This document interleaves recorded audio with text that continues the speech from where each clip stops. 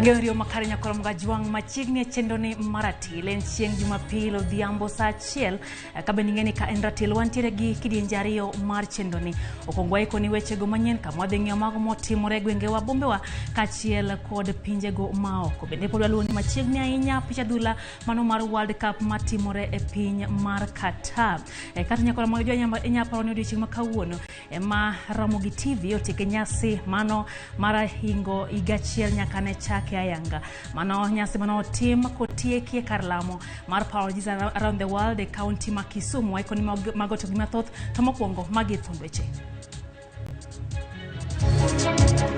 Mimi nimemwambia Profesa Kindiki aulize hawa watu schedule ya maandamano ndio tuwapatie askari ya kuwachunga. Jatend piny Kenya William Ruto singo ne onikweth mar azimio la Umoja One Kenya Alliance obedo gi arita moromo kagi bagrumo magi kakata kamano oseokang madwaro bagrumo no.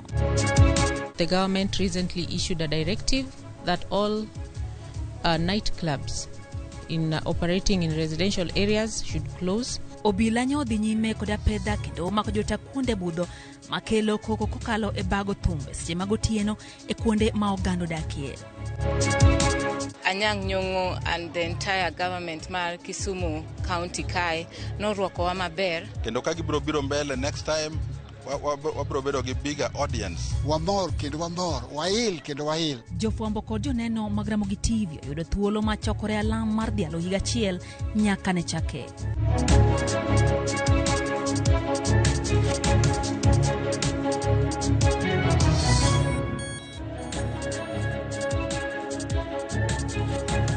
Machiegni nyakora mga juange chendone maratil kama iko ni weche manyine kabange angne kanyo VOJ angne bi gi twak maratil mabende angno bed kanyo gi wende.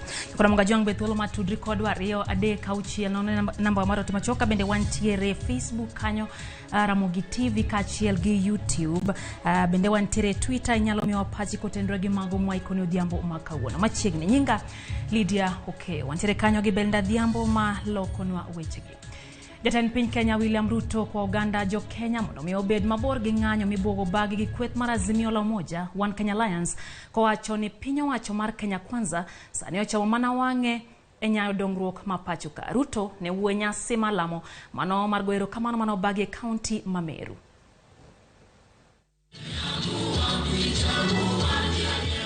E nyasi no mar lamo mano kelo kanyakla jotelo mopogore ma pachoka. Jatend piny Kenya William Ruto nodwoko erokamano ne Uganda jo Meru kuom goyo ne kura kaka jatend piny Kenya kosingo chopo singo mag tich mano singo ne gie kinde campaigns mage. Mungu alitusaidia katika uchaguzi huu, tumezika ukabila katika siasa ya taifa letu la Kenya. Mumetueleza mambo ya barabara na zielewa kabisa mambo ya barabara zilizokwama.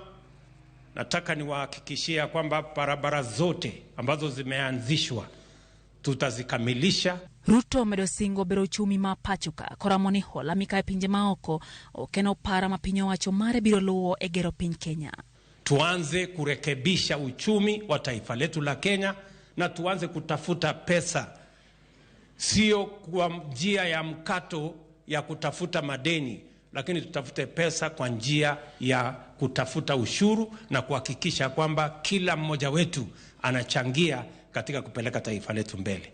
Kaka yorkedo kod kech mapodo kwa komoko kuom gwenge mapachoka. Ruto wacho ne piny owacho mare osechako gedo mar yewni mar 100 mago mabiro konyo chenro mag pur kosingo medo kelo mbolea mago mabechgi ne pinye pachoka kaka achiel kuom yore mag siro jopur mathurka. Dam ya Dhochi hapa, dam ya Kamomo, dam ya Rupingazi, dam ya Dhambana na zile zingine zote ambazo iko katika mipango ya serikali. Wacho ni limbe mare piny Korea ma milambo no mi thuolo mar go mbaka gi jatend piny no mano yedo ko suru piny ne mwandugo mag puothe ma piny Kenya tero e piny no. Ruto medo seo mokalo kweth mar azimio la Umoja One Kenya Alliance kuom bogo ng'anyo ko wacho ni mano ok bimono gidhi mbele gi tiyo ne Uganda jo Kenya. Mimi nimemwambia Profesa Kindiki aulize hawa watu schedule ya maandamano ndio tuwapatie askari ya kuwachunga. wasiharibu mali ya watu. Kama wanataka kufanya every day ama every week ama every month na kwa miaka ngapi, watu waambie wanataka kufanya hiyo maandamano. Wanaweza kupanga mambo yao, lakini I want to promise them, Kenya is not going to be the same. You will not blackmail this nation. You will not threaten the people of Kenya. We are determined to move the country forward. Wacha afanye maandamano asubuhi, saa 7 jioni, hakuna handshake. And the reason is one. The handshake was a bad experiment. It is the worst thing that has ever happened in the history of Kenya for 60 years. All the economic mess we are having today is as a result of that handshake. Limbe maruto biro ndalo machuok bang' ketayanga guch hola mar Hustler Fund ma koro medo jiwo jo Kenya mondo kawo dongrego wirane kaka imedo kawe kaka imedo kwano omenda minyalo yudo kaka ja ohala.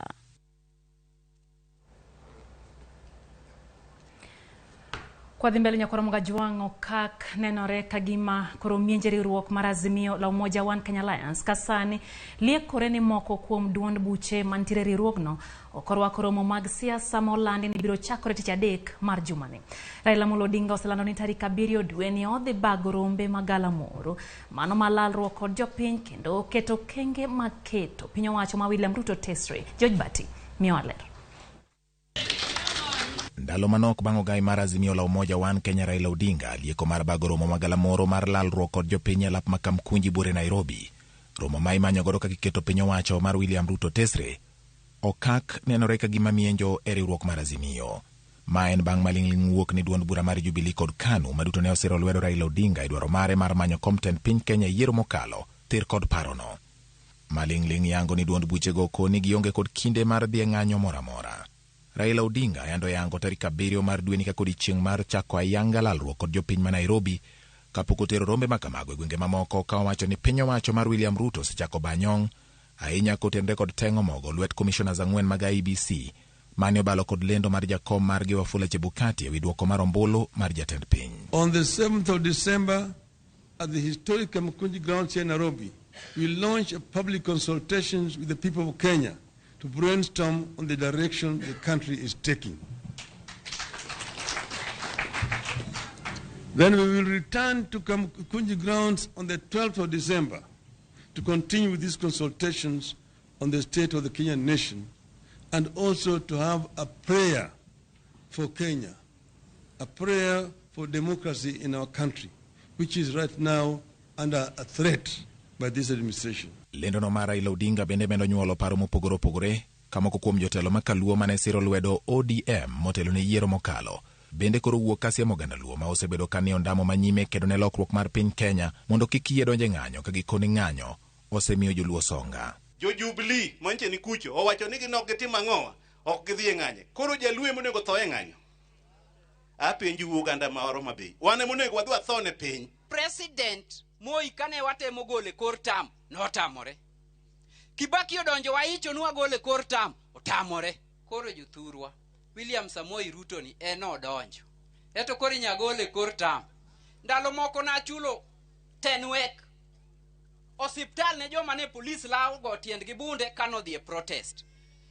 Piny nigi kech, ka in gi pesa mibiro laurigo gi polisi ndara kidhi e ng'anyo to dhi adhiya to kik igona simu ni ane osiptal. Kata obedo ni jagoro maduong' mar riwruok mar jotich kotu Francis Atwoli otuo dhoge ni limbe mare par loch mar jatend piny kendo romo kod jatend piny Kenya William Ruto ne oken mar siasa. Sikutaka nijifiche niende usiku na nikamuelezea ambaye ni shemeji yangu Raila Amolo Odinga, nikamwambia kiti changu because niko na constituents. Mimi sikutaka kuwa mbunge ama sikufanya siasa ya kutaka kuwa governor ama nini. Nilitaka siasa ya representation, kusupport issues ambazo zitakuwa ni worker related issues. Penjo en kama ginyalo bedo ranyisi ni mise mag riwruok mar Azimio la Umoja One Kenya osechako mbekni.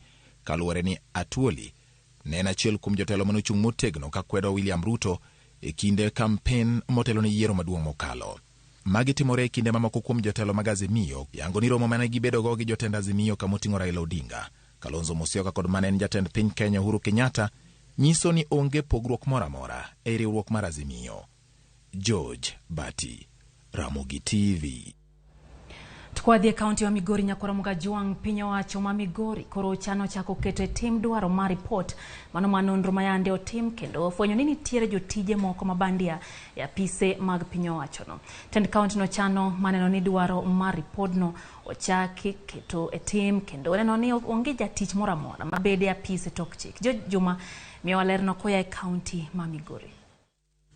Tarik 4 mar dwe mar 11 mar higani, Gavana ma Migori Chilo Yako nudo report ma nonro mar jotije ma kaunti ni ma Migori, nonro manotim kod kambino mar Institute of Human Resource Management mane omiyo rak kod piny owacho mar kaunti ma Migori. In this report, we have serious issues. Ochilo ne osingo keto lipod ni e tim, singo bende koro ganda e kaunti ni ma Migori koro osebedo karito kuom dwe achiel mokalo.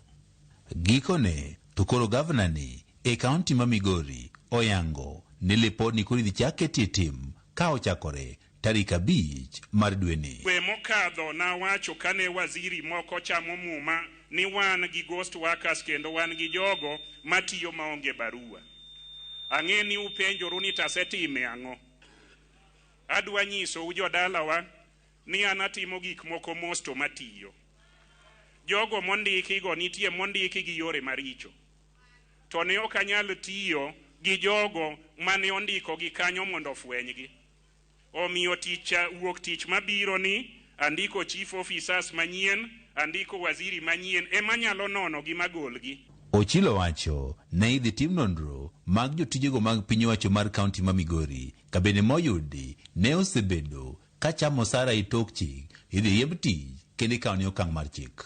To wabro luongo jo Migori County matiyo e county government kano ndikie yo maber bi gi barupi ibiro yudo chief officer manyien obiro miyo wa certificate ni karach ka okiwe tich tichomo jela. Lipod ni bende koro ichako ketie tim ka ochaki tarik 5 mar dwe ni ne oyango ni kuom jotije mako jolo duto ma osebedo katiyo e piny owacho mar kaunti ma Migori maromo 1,134 mana jotije maromo 427 kende eminyalo yangi kuonde magitiye. Lipod ni bende yango ni kaunti ni ma Migori osebedo ka wito omenda maromo $60,000,000 kuom higa ka higa ma ichulo jotijego manyawawa. Chenro ma keto lipod ni e tim bire sechego mamoko kuom oganda e kaunti ma Migori koro osebedo ka dhiro piny owacho mar kaunti ma Migori mondo koro ondik gi tich. Dwaro tich tijego nitiere to nyocha jok ma pod wan gi ofis nupenjo ni oyo dako chilo gol jogi ochilo luo sheria okinyal riemba ng'ami yudo kanyo maonge sheria. Lazima usuru ikatwe na watu wa pikipiki. Lazima serikali yetu ya kaunti itambue vijana wetu ambayo walitoka ambayo wako na cheti. Lazima kwa kila serikali ambayo itakuwa inaundwa lazima tunapenda ya kwamba hiyo serikali lazima ipatie vijana wetu nafasi. Wanatiere gi jotiche i Migori County ka mosebedo kago ohala gi county. Akwo gi duol mamuol jumani. Wadhi lando contract mwadwa miyo jopiny ma ok tiye Migori County. Jopiny ma kawaida kaka un. Koro jatich ka in gi kambi ni moro mabandi andalo nok wabiro fwenyi. E kind tend gavana machon wa Migori Okoth Obado, nondo ma jotich ne otim diriyo kendo lipot ni owuok. Kata kamano, iwach ne lipot ni ok ne okete tim e yono makare. Kabende sani, ogande kaunti ma Migori rito neno ne lipot ni mane ogol dwe achiel mokalo be idhi kete tim e yono makare. George Juma, Ramogi TV, Migori. Kwadoge kaunti ma Nairobi nyakora Mugajuang pedha ne kuonde budho kod beche mayudre kaunti ma Nairobi no time otieno ma piny norugo kawuono kaka yoduoko chien koko ma ikelo kod kuonde budho go. To gavana ma Nairobi golo chik mondo omiyo lor beche mantiere kuonde dak ma wacho ni chido lwasi gi koko. Apedha no mano time kuonde dak mopogore opogore kaunti no geto kuonde budho ma pok oluwo chikego mana kaka Wycliffe Oko leronwa.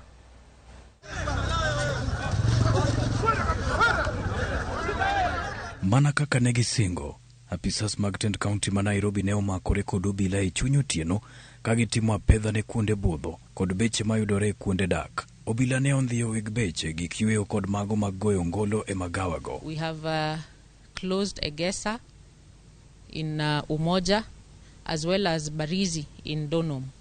We have also visited areas in Kilimani area, in Dagoretti North sub-county, and I would say generally that area is quiet. Most of the places are compliant. So we'd wish to urge all the other people to comply with this directive. It is for the good of the people of Nairobi. Director mochung' ne chiwo lesen ne beche kod kuonde to ngona e county no Roda Otieno lero ni apedha go geto golo koko e kuonde dak ma weg beche oloko kuonde ohala gino ma osemono jodak nindo kinde ka kinde. We started off in Eastlands area. We visited Umoja area in Embakasi West. We have also visited Donom area in Embakasi East. Generally, we would say a number of people have adhered to the directive, but we have quite a number of other people who are still operating against that directive. So we've had to get revelers out of certain premises and close the same. No negotiation. Mabiro kinde manok kende to Governor ma Nairobi Johnson Sakaja golo chik mondo ilor beche mayudore kuonde dak kaluwore gi ywak jopiny ewi koko machido lwasi Otieno Thole. Sakaja bende dwaro mondo kuonde budho obed kod laru malach ma jobudho nyalo yiengo e geche gi kinde ma gilimo magawago ka olero ni thoth geche yiengo e genga paya gino manitie tok chik ka omedo golo siem ni onge lesen ma ibiro chiw ne kuonde budho ma ok ochopo chikego. Wycliffe Oko, Ramogi TV. To kapodwa manyo bache go nyakoro mga juang kaka yo maluwo chik mar county ma Nairobi mano maduoko chien koko mawuok e kuonde budho. Moko kuom weg magawa koro wuok kod lony maduoko koko ka jok mabudho duto e magawa imiyo rawinji mar it madendo kaka headphones. Wycliffe Oko miyo ler mar chal mar kar budhono. Iwacho ni lony manyien biro e kinde ne kaluwore gi dwaro manitie. Sekta mag beche kod kuonde budho bende koro nyono kang' mararie e kelo lony. Ma en Claret, achiel kuom kuonde budho mayudore e kaunti ma Nairobi. Budho bage, budho mokwe. Donjowa e magawani makowa kod buok mokalo. Dhano juso maonge ngolo. Omiyo wakawo kinde mar fwenyo gima dhi nyime. Meneja mar kar budho ni lero ni magawani ni kod ngolo moling ma otisi kaka silent disco, gino makelo mit mar thum e it ng'ato ka ng'ato wuon ma ok winjre gi oko. We have the silent discos, so instead of playing the music, you can see they can still have the silent disco. They play while there is no music. Odongo lero ni kaka yorno mar luwo chike mag county ma achiel kuomgi en duoko chien koko e kuonde budho ne gibiro kod paro mar geng'o koko mawuok e magawani gino ma osemiyogi kwe gi jodak manitie alworano. It makes our environment conducive. It also makes the neighbors around out there they sleep. They don't have the problem with us because as much as we are doing the business, we also have to be concerned about the neighbors around. And a number of things that we are doing, including most of the neighbors around, they have the numbers of the director. They have my number. When any time that the music goes up, they usually call us and we correct it, and we've been having a very conducive atmosphere with them. Nyalo bedo ni en adier ni rawinji ni kelo mor kaluwore kaka johera mag magawani nyiso mor e lenda wang'gi. Dhano yiengo wigi. Yudo jalo mosine kar budho ni tek mokalo. Ng'ato ka ng'ato nyiso mor. Mana kaka jok mamoko. Jabangolo kata DJ bende orwako rawinji mage. Kendo dhi nyime gi kelo mor. Odongo lero ni rawinji gi ni kod nyalo mar mako thumbi adek e kinde achiel. Omiyo jawinjo yiero ngolo mamore kendo mano mahoyo chunye. The silent disco is switched in such a way that you can at one point have like maybe 3 music at the same time. So you can only switch the one that you are interested in. Like we had the game that was going on. You could listen to the ball as well as listen to the music. Meneja no lero ni owand kuonde budho ondiko jotije mathoth mokalo. Omiyo chunogi mondo giluw chike ma oketi matayo magawa mar neno ni okolor magawago. Ka omedo ni gin kod chenro mabeyo mar duoko chien koko mana kaka chike dwaro. E seche ma koro weg kuonde budhogo duong'o dho chunygi ne lonyno mar rawinji mar it, penjo manitie en ni bende rawinjigo ber gi ngima mar jawinjo ahinya ni it. Weekly Foko, Ramogi TV. Haya, tongona koro kokomoko janeno jawinjo ka jawinjo nigi rawinji ne nyiso wach nyakoro moga jwange paro nade. Ben kuma inyalo dhi mondo iwinjie maber ka koro in gi nyalo mar winjo thum mari kendi wuon. Mondi Jaruya wacho kanyo neno Ramogi TV e yo makare ka gin kanyo gi wuon gi Michael Onyuro mano moluwa gi Pamela Obuon Nyatieno kod Mina Afika gintiere Rueya Kano Kolwa Easter Kisumu County. Giwacho ni gikete mana kae Ramogi TV. Aneno kanyo Ouru Nyambo kantiere Yugis bende wacho kanyo ni en bende yudo Ramogi TV e yo makare. Bende aneno ka Ogada Janyahera mano kanyo Maurice Juma wacho kanyo ni ento oneno ni jatend piny Kenya William Ruto no winjo gombaka gi Raila Amolo Odinga mondo mi ta Kenya e chuny achiel kata para achiel. Mwalimu kawuok Ojunge iwacho kanyo ni in bende irwako jochenro moro kanyo mondo bi olimi. Wabro limi kanyo mwalimu. Aneno kanyo ka Jael Obunge Nyadede bende wacho ni en wuodo singo ka gintiere Migori County. Ramogi TV chopo e Migori County e yo makare. Vitalis Ochieng mano wuod game Karari wacho kanyo ni en bende wechegi more mokalo kato mar madhingi kato kantiere bende Nakuru Kabarak wacho ni en bende yudo ayo makare. To wacho ni wachazimio la Umoja One Kenya Alliance mar bago ng'anyo mapingo serikal mar Kenya Kwanza en osiro kendo maneno wacho bende oriwo lwedo e yo makare. Pito Yier kantiere game Dudi wacho ni kajatend piny Kenya nego manyo magi wuoyo godo kod ogai mar ODM mondo mi Kenya odhi mbele gi kue. Moses Bolo bende wacho ni nitiere kodwa e chenro nyanga makopio jago katuma ni kanyo wacho ni apedha no tek manade omiyo jothum wacho kisungu sani mokalo kata kamane wacho ni alura nyaka riti kendo kue nyaka keti mondo gando bed gi nyalo manindo e otieno. Wacho ka nindo motieno en gima mit ahinya kendo ko winjo bed ni kikoye gi ngolo. Barak Ndama wuod Kadem wacho ni nitiere ka kendo nitiere watho ng'er Kadem.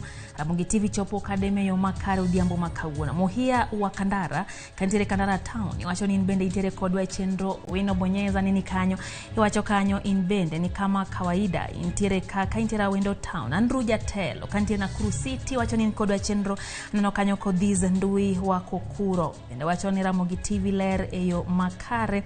Lewis Woda Wasiboda Felix Sonia Boa okachiel gi Jona Pidi kantiere Mbakasi wacho kanyo ni en gimo mako dhoge en ni Jalup jatend piny Kenya Rigathi Gachagua siko mana ni Raila Amolo Odinga. Jona Pida paro ni mago gin mana weche mag siasa. King Vic Sure Odds wacho ka Nairobi Town Ramogi TV lere mokalo. Chieng' Oduor bende wacho no semol ka entiere Kayole kendo Ramogi TV yo mafine mane ka konyisa kanyo. Karilas Kavin kantiere Madhare weche manyien cho makare kendo wacho ni orne jodala uman tiere diruma kademos jo kadem ka urmos koya irwodu. Aneno kanyo Denis Olo bende wacho ni entiere Ugenya Ukwala kendo wacho ni in kodwa kanyakla e chenro ni kendo mor gi chenro mar ratil. James Conbix wacho kanyo ni Ramogi ler kendo yo winje yo makare. Sara Singa mano nyakwar Odongo mar wang' neno West Kanyamkago imbi wacho ni nitiere kodwa ka e chenro mana kaka pile. William Oriema bende wacho ni en boluwo weche manyien ka enti ka gin kanyo ga Wiko Doba wuod Nyabera ndiko nyakwar mga juang ariyo adeka uchiel nono ka bende wantiere mbui Ramogi TV go kodwa mbaka nyiswa ni to pachi na nganya ko tendro gi weche gi mwai koni odhiambo makawuono. Oyo matin kara mano kwa duogo pod wantiere kod weche mathoth kete mana ka Ramogi TV chenro en ratil.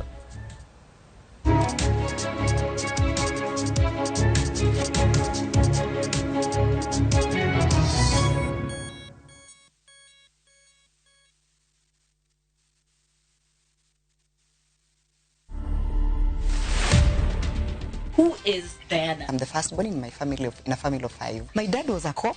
My mother was a teacher. Our home was basically serikali. You've gone through the teen years alone. Character development, hiyo ilikuwa ya kwanza sasa. Is one. People need to know that the Diana on radio, the Diana on the newspaper, the Diana on the socials, especially on Facebook, and now Diana qua ground. Those are very different people. To watch this story and more, download the Citizen Digital app today. Kenya's #1 app, Citizen Digital.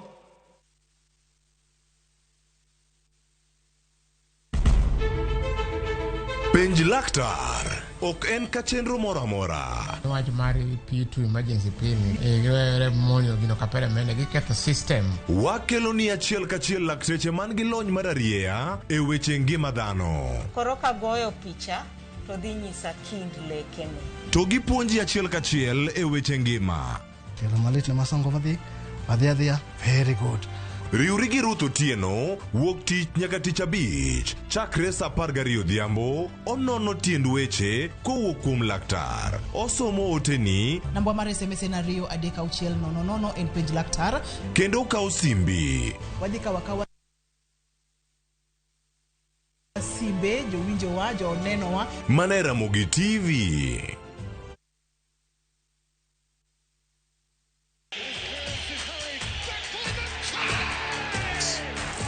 Have doodles taken over your home? Hey, I need to suck your blood. Get Bolt and get your home back. Unlike other insecticides made from toxic synthetic pyrethroids, Bolt is made from 100% natural Kenyan pyrethrum, making it gentle on you but deadly on flying and crawling insects. When doodles strike, stop them dead. Bolt insecticide, gentle on you, deadly on doodles. Get Bolt insecticide today.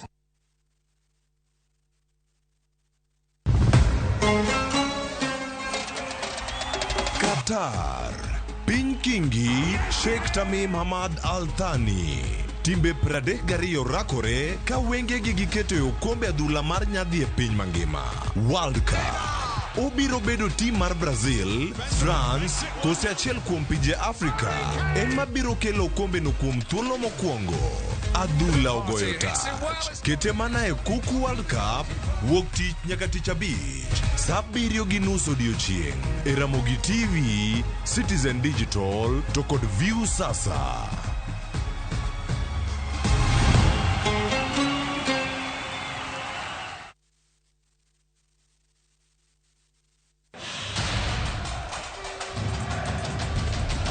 It's time for the greatest football stage in the world. Hapa Shabiki.com tunakuletea the Qatar jackpot. Rahisi sana.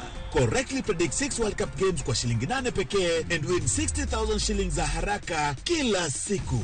Tuma neno QJP to 29063. Believe it. 6 World Cup games, 8 bob, and 60,000 shillings cash is all yours. Play now. Strictly not for persons under the age of 18. Betting can be addictive. Play responsibly. Shabiki.com is authorized and regulated by the BCLB. License number 416. Shabiki.com.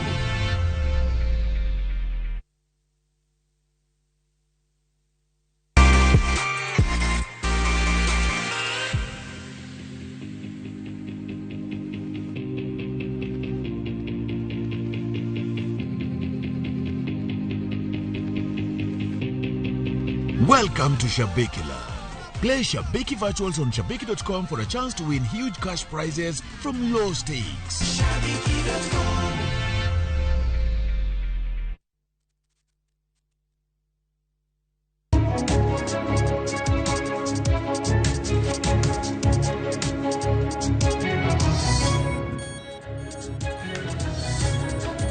Machiegni kendo nyakoro mgajuang erokamano kuom medo kete mana kae Ramogi TV. Viki Jakom nyisa kanyo ni jo Twitter ok wadeuga kata kamano mendiko no andika kanyo wadeu. Viki erokamano kuom ote mari chenro ni Maratil. Wadhi mbele gi weche manyien nyakoro mgajuang kama edo ni jatend riwruok mar Azimio la Umoja One Kenya Alliance Raila Odinga omako chung motegno ni romo magi chano ni timore chieng' tich adek Kamukunji ok bibare.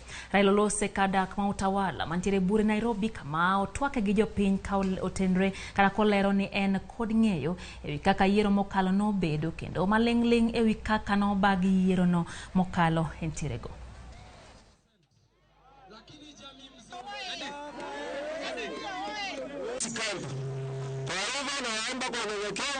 Sisi kama Azimio tuko pamoja. Hii kura ya rais tulishinda na kura mingi zaidi. Unaelewa vizuri? Lakini nyinyi mnajua yale yanafanyika, sio? Kuna mengi nitasema siku ile ya Jumatano, sio? Tumefanya utafiti ya kutosha. Tunajua pale kura yetu iliibua na ngapi. Hivi karibuni ya kweli itatoka. hii kila mtu anajua na Mungu anajua ya kwamba tulishinda uchaguzi. Tulishinda. Sasa kwanza mimi nataka kuja hapa kuambia nyinyi tunaendelea mbele. Kwa mbele ni jatend migao matudruok kod lony manyasani Eliudo Walo bende koro koko ka okwedo kang maduol mochung ne lope e pacho ka NLC ewi okang mar chiwo lope Yala Swamp ne kambi mar jigiwegi e yor Kodesa kuom higni 66. Walo wacho ni lobno en mar jopiny, omiyo jopiny ema nitiere kod teko mar ng'ado kaka itiyo kode, ka omedo ni obiro kelo winjruok kod jopiny gi tend kaunti ma Siaya. Maneno ni jopiny yudo ratichgi. Walo ne oloso kanyo limo gwenge mag Alego Usonga manie kaunti ma Siaya kama nyo chwale ne oganda chiemo mag kony e kinde ni makoro midhiero mar kecho kwako piny Kenya. Ng'ato parona ni mine Yala Swamp ni nyaka wagwakete irrigation scheme maduong' mondo kik wabed ni wakoso chiemo ka. Yala Swamp ka kwatimo irrigation wabobedo gi chiemo ya kutosha ka mwater nyaka e counties maoko kata na pinje maoko. Ok mano ni kare. Omiyo jok mawacho ni gini weg Yala Swamp ginde giyudo lowo mar Yala Swamp no karang'o. Yala Swamp pod en lowo mar jopiny, omiyo jopiny ema nyaka konyre gi gima wuok Yala Swamp. Bana wacho maber koso rach? Ber koso rach? Emomiyo wabiro tiyo gi jotendu mondo wang'e ni Yala Swamp no ero jok mawacho ni gin nosemigi Yala Swamp no gin giyude nade? Yala Swamp en mar Nyakora Mogajuang Ramogi TV no dhi nyime gi hingo higa achiel nyaka ne chake kaka wuono nyasi malamo no bagi kaunti ma Kisumu maduoko erokamano. Jafo mar Millicent Adhiambo miyo waler mar wachno.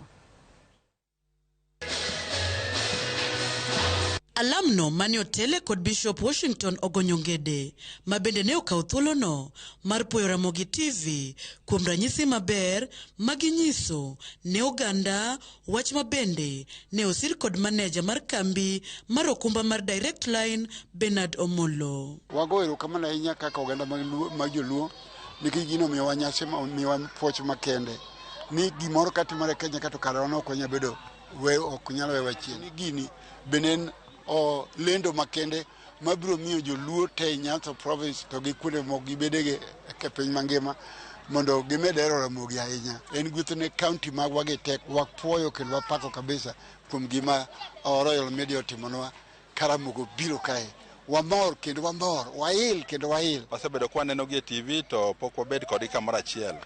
Koro biro gino omiyo ji koro ong'eyo services magi offer kendo ang'eyo ni going kawadhi mbele kendo ka gibiro biro mbele next time wabiro bedo gi bigger audience for the benefit of all of us. Komachielo, jalup jachan chenro mag Ramogi TV, Perpetua Okoth, mane otelo ne jodito kod jofwambo mag Ramogi TV, kendo oduoko erokamano ne tend kaunti ma Kisumu, oganda, johera to kod jokanyo e migepe mopogore opogore ma osiro Ramogi TV e nyasi mar dhialo higa achiel. Anyang' Nyong'o and the entire government mar Kisumu County kae norwakowa maber.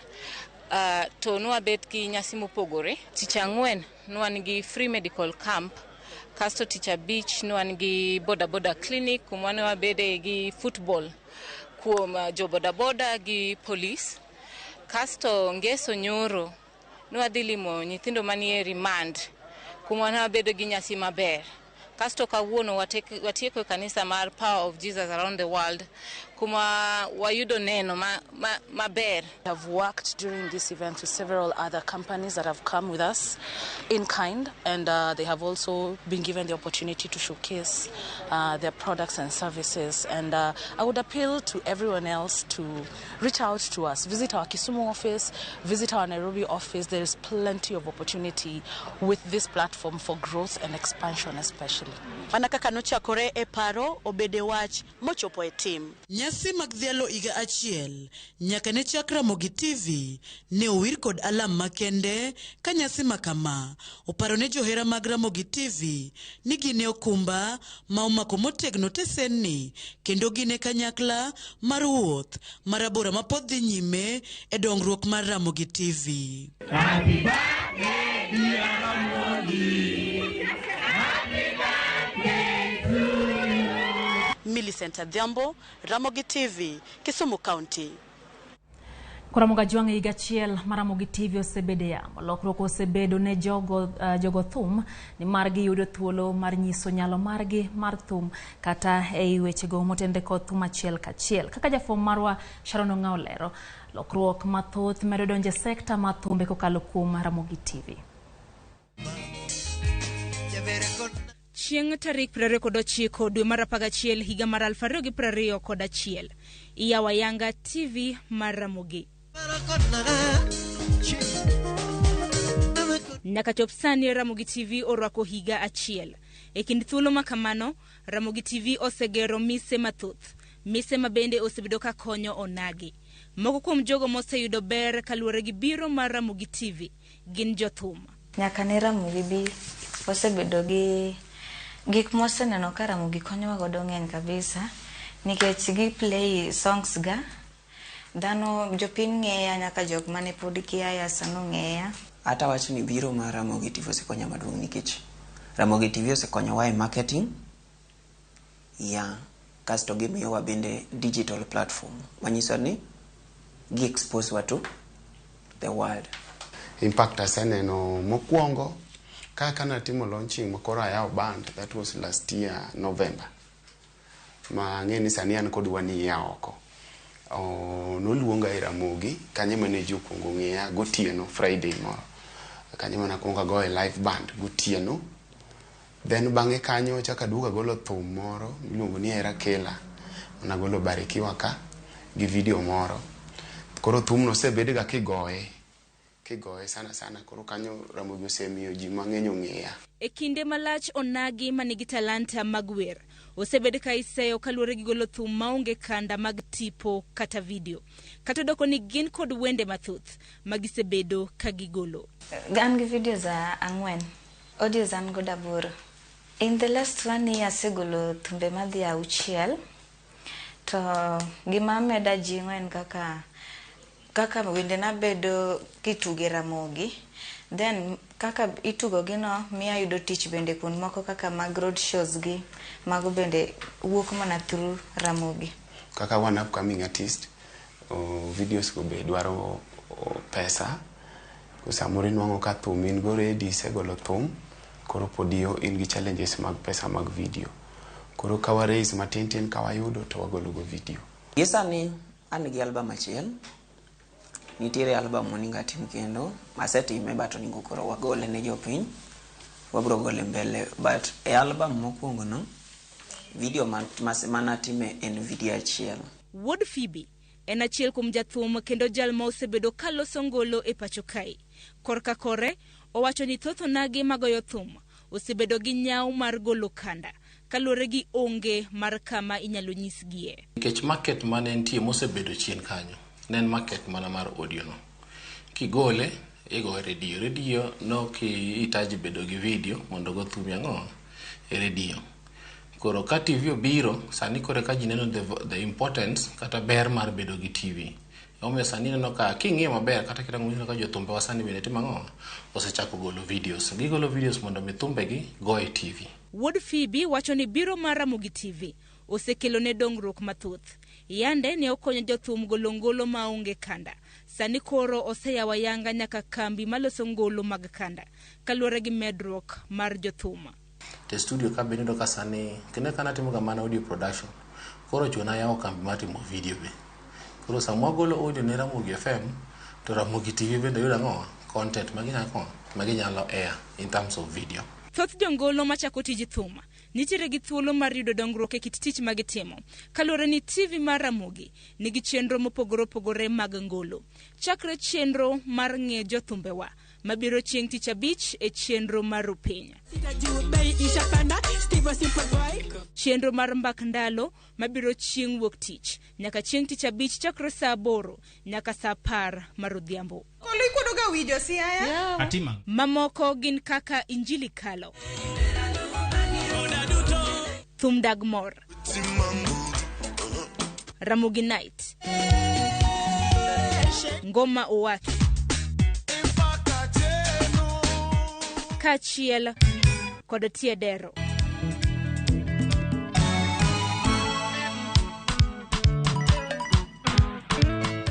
Duto te matugo ngolo e kidienje mopogore opogore. Ketna wilo. Sharon Ongao, Ramogi TV, Nairobi. Ramogi Juang bende wamedo mi puoch gi pak kuom medo miwa itu kendo kodwa mbaka kotenre gi mago mwakelono pile ka pile. Kakwacho pile ni wantiere ka mana nikech inero kamana ahinya kuom bedo kodwa igano kendo podwa singo mana kelo ni wechego kendo kelo ni chenrogo mabende moro chunyi mago mabende puonji kaeto mago mabende tiegi ngima mapile ka pile. Kwa dhi mbele wang'eyo mago motendre kod thieth kama counties 4 makaluo pod otele kwan mar ji mago mantiere kod kute magayaki. Joma mine kod nyiri matindo manie kind higni 15 nyaka 24 ni kod kwan malo kipimo kod joma chuo. Judith Omondi miyo lerno motendre kod wechego mag thieth. Joma mine kod rowere manyiri otelo e kwan mar ji man kod kute magayaki e pacho kae mangima. Lipot mar duol mochung'ne kedo kod kute magayaki yango ni higa mar 2021 atamalo 70 mar ji mane oyudo ayaki ne gin joma mine kod nyiri manie kind higni 15 nyaka 24. Lipodno bende oyango ni thoth ji mane oyudo kute magayaki wuok e counties 10 ma pacho ka. Counties go ting'o atamalo 58 mar ji duto man kod kute magayaki e Kenya. County motelo moloyo en county ma Nairobi man kod kwan mar ji 1153, 818. Iluwe kod county ma Kisumu man kod ji 1130 kod 36. Homa Bay biro bang' Kisumu kod ji 1122, 954. Siaya ji 997, 922. Migori ji 77, 690. County mar auchiel en Nakuru man kod ji 58, 678. Mombasa luwe, Kakamega, Kiambu ka Kisii county mar 10 man kod ji 42, 842 man kod kute magayaki. Joma chuo manie kind higni 20 nyaka 39 okawo atamalo 76 kwan mar joma chuo 8,874 mane oyudo tuono e higa mar 2021. Piny Kenya wito kwan mar ji maromo 65,000 higa ka higa nikech tuo mar ayaki, kahera kod malaria. E higa no bende piny Kenya ne owito ngima mar nyithindo kod rowere mani piny mar higni 19 maromo 498. E kwan mar nyithindo maromo 82,879 mane iparo ni kod tuo mar ayaki, atamalo 41 ne okotimnegi thieth, ka atamalo 45 mane otimnegi thieth to ne okochopi okang' ma yath kedoe gi kutego kaka dwarore. E kind counties duto 35 mane otelo kod kwan mar ji mane owito ngimagi higa mokalo, 6 ne okadho atamalo 50. Magi oriwo kaunti ma Samburu, Isiolo, Turkana, Lamu, Wajir kod Vihiga. Piny Kenya kokalo kuom migawo mar thieth osingo mar kedo kod tuoni ahinya to e kind rowere manyiri e pacho kae. Judith Omondi, Ramogi TV. Kapod wang'eyo mago mag thieth nyaka Ramogi Juang jotuo mag kansa mawuok e kaunti ma Uasin Gishu koro kwayo piny owacho mondo mi okonygi e chulo okumba mar thieth mar NHIF kendo yara chenrono ne jotuo kansa mamoko kaluwore gi kwan mathoth mag kansa mamedre piny mar we pacho ka. Iwacho ni thoth jotuo kansa odak e ngima mantiere piny mokalo kendo gionge nyalo mano mar kawo ting' chudo mag thieth. Gikwayo jopiny bende wuog oko kendo choper kar thieth maneno ni opimgi ne tuo mar kansa yorno mar kedo kod tuo ne thurka. Ne gilose kinde romo mar Giebu Mama Eldoret.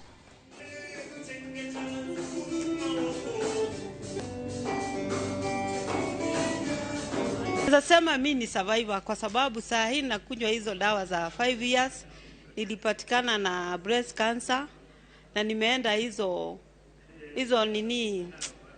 cycles zote, chemo, radio na cycles zingine 18 cycles. Surviving breast cancer at a young age, being diagnosed with it at the age of only 12, it was very hard, and this day has made it has rekindled the light that was almost fading away. I request our government that NHIF is good for those who can be able to pay, but most of the Kenyans are very poor. Those suffering from cancer, most of them are dying in their houses because they cannot afford NHIF. Reduce the cost of NHIF for cancer patients. Please, please, cancer is finishing most of us, most of the people. Reduce the cost. Again, when you talk about disability, I talk about it in line with cancer, that once you have been diagnosed with cancer, you are no longer the same again. What is the government doing? Please, our leaders. Kwa dhimbele nyakora mga juang kwetha mar jolony ma mine maya county mama Machakos ogolo duon gewi kech machamo jodak e county no nok mar pi tho mar chame puothe onge mar kuonde kwath na jamne kod nok mar yiende e county no kane giwe gwenge mama Voko jolony ma mine go wacho ni kech masani chieme gwenge go semyo nyithindo manyiri odonje timbe ma ok owinjore mamiyo gi mako yie ma ohiu kakoro gimanyo chiemo ma ginyalo chamo jolony osingori wolwedo ka gitiyo kanyakla gi piny owacho kod riwruoge ma ok mag piny owacho mondo mi gikony e pogo chiemo e county no ma Machakos gikwayo jotelo e county no mondo mi oriw gi lwedo mondo gikony oganda go.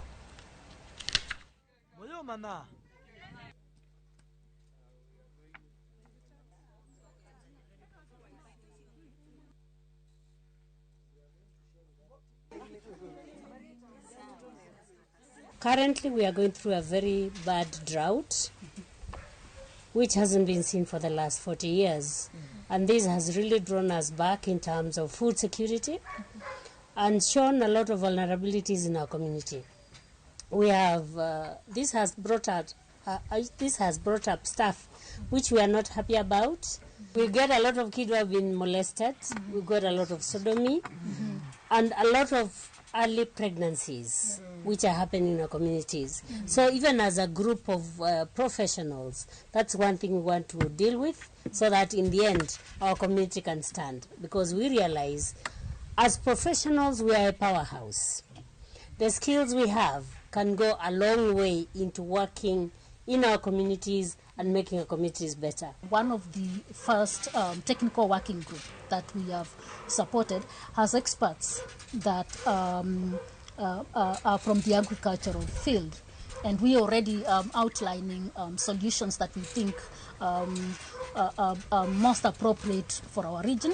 And of course, we cannot do this alone. We will be linking up with the communities, working very closely with them, and in the leadership in these areas, looking at what works best in terms of agriculture and sustainable agriculture in our communities. We want to appeal to the government and other stakeholders to assist this group in achieving its objectives by supporting us, even in the county governments, in the national government, so that we can be supported to be able to achieve our obligations without interference.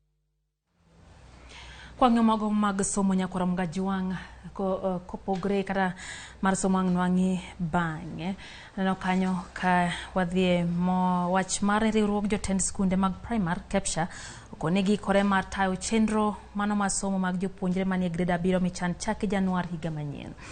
Motisi ni junior secondary skunde mag primary kana loso gi jofwamba weche Mombasa jakom riwruogno mirane Kepsha John Zioka okone gintiere kod thuolo moromo mago mag jopuonjre ge skunde mag primary okone chiegni kwana tamalo 60 mag jopuonje pacho kantiere kod lony masomo mar CBC kabende opako kang mak moko kuom skunde mag jigiwegi oseketo mago mane ne lony manyien masomo no itayo maonge gi ng'ikruok moramora jakom ne loso Mombasa motelo ne romo magala moro mabiro kelo kanyakla jotend skunde mag primary kiny wuok tich kama igeno ne gibiro twake matut ewi chenro mag somo e pachoka. Kwar mag jotuo ne jowuok oko mar yudo thieth mane chiwonegi maonge chudo e chenro mane itayo gi tend wath ma Mombasa Kenya Ports Authority e gweng' Mangao County ma Tana River. Kae Jodongo, mine, nyithindo kod ojende duto ne ochopo e sikund primar mar Arap Moi kuma ne ichiwe thieth ma kamano, ka gino manoyangore maler en ni oganda mathoth tuore to kata kamano giling gi tuoche e mier nikech onge mar nyalo. Hapa nimekuja nipate matibabu ya bure. Maana yake finance imekuwa problem. Tofauti mkubwa cause kule mnatumia pesa na ni expensive, but kufika hapa nimepata tu just for free. Shida ni pesa, shida ni mahali pa kwenda. Madaktari kufika huko ni wachache sana. Ni wanahudumia watu, wanapenda kuhudumia, lakini hakuna njia ya kufikia hao wagonjwa. Kopogore gi wach onge mar omwom nikech nengo mong'awore mar thieth, gikoni moko kuom ute thieth nitiere maboyo mokalo, kaeto gionge yedhe kod laktache moromo. Sehemu za matibabu ziko na wakati mwingi unaenda hospitali hakuna madawa. Kwa hiyo mtu hupata yale matibabu ambayo unataka, na kama ni kupata matibabu ama kupata madawa ni uende chemistry, pengine huna pesa, unabaki nyumbani. Kutumia bridge, gari haivuki, unatembea mguu.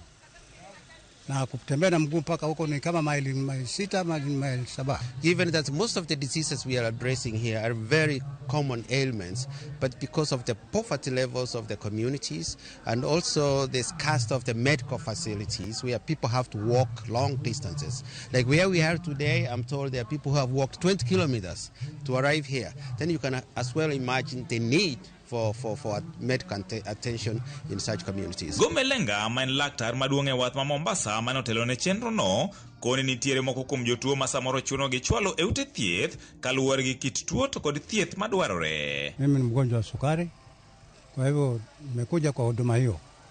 Na nashukuru nimehudumiwa na madaktari wamepima na wamenipatia dawa. Ni mtu arthritis, ni mtu ulcers, niko na heart problems, niko na eye problem. Magonjwa mengi ambayo tumeweza kuona mpaka sasa ni magonjwa ya kuendelea, yani non-communicable diseases. Tumeona watu wenye kisukari, tumeona watu wenye pressure, tumeona watu ambao hali yao ni ngumu kidogo, lakini tunashukuru kuwa tumefika. Tuko na lab ambayo tutaangalia, tutapima vipimo vya sukari, tutapima vipimo vya kansa za wanaume za prostate cancer, na pia tuko na kitengo ambacho kitaangalia kina mama kufanyia screening yao ya cervical cancer screening. Jodak go koro kwayo piny owacho ni kaber to bed katayo ne gi chenro makamago e kinde ka kinde, to chutho e gwenge ma oganda mathoth yuto gi ni piny to ute thieth bende nitiere maboyo kodgi. Kuna wengine wanataka mambo kama CT scans ambazo hazipatikani huku, ama ni ugonjwa wa kuendelea zaidi ambao operation haitapatikana huku, tuwapatie mawaidha yale ili waweze kupata usaidizi pale pengine popote. Shida hata watu wengine wanazimia, matibabu hakuna, watu wana shida ya kifedha. George Aoko, Ramogi TV, Mombasa.